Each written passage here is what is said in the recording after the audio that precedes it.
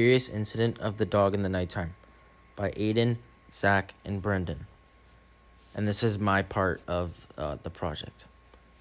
Our discussion question. Christopher does not like being touched and he does not like strangers. Do you think he's capable of forming attachments with people? Our viewpoint. Through our own opinion and evidence present within the story, we feel that he's definitely capable of forming attachments with people, even though he doesn't like being touched. Why does Christopher feel this way? Christopher doesn't like being touched, and he doesn't like strangers. This is evident early on in the book when he's being asked questions by the police officer. The officer then gets a grab of Christopher's arm, and he lifts him above the ground. Christopher immediately hits him because he doesn't like being touched. Christopher also doesn't like strangers.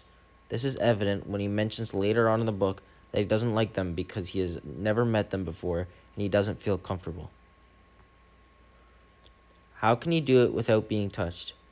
We know that Christopher is capable of forming attachments with people even though he doesn't like being touched.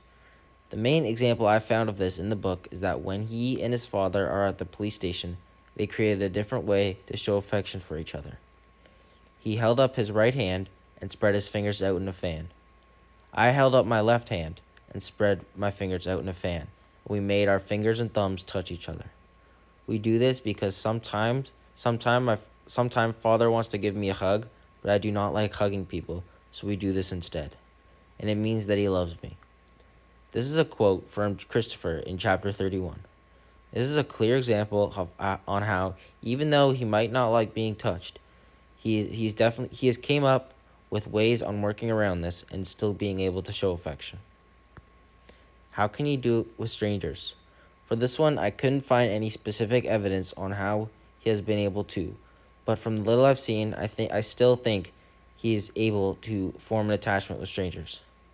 This may not come immediately, though, because he doesn't like strangers and he doesn't like being touched. But once he gets to know the person, he can form attachments through talking and through signs of affection, like the one he has created with his father. And this is all for my part of the project.